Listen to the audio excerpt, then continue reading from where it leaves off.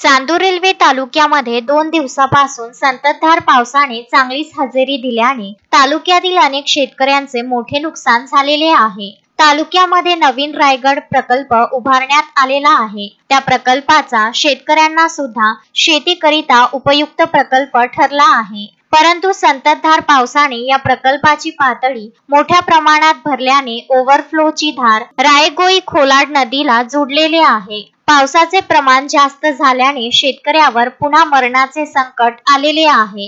हातात आलेले खरीप पीक सावंगी संगम शिवारात पूर्णतः जलमय झालेले आहे। नुकसानग्रस्त शेतकऱ्याने विदर्भ न्यूजच्या माध्यमातून सरकारला पंचनामे करून मदत जाहीर करण्याची विनंती केली आहे। शेतकऱ्याच्या तोंडापासून घास हिरावून गेल्याने शेतकरी संकटाला बळी पडलेला आहे।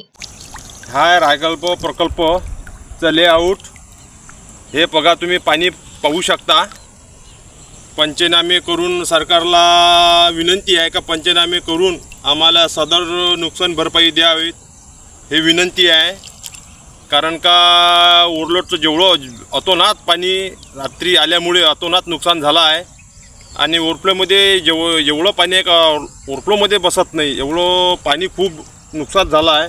आमचे जेवढे सर्व नदीकाठचे शेत आहे हे रायगड धरणामुळे पूर्ण शेतात पाणी गेले आहे नदीकाठी। कारण का दोन्ही साईडच्या पळ्या कास्तकाराला पळ्याला पण जाता नाही येत, हिवाळ्याला जाता नाही येत। कारण का मी कसं तरी आलो पाण्यात आणि हे पहा सरकारला दाखवण्यासाठी का हे शेतकऱ्याचे काय हाल चालू आहे की पंचनामे करून तात्काळ याची नुकसान भरपाई द्यावी ही विनंती सरकारला। Piyush Thombare, Vidarbha news, Chandur railway.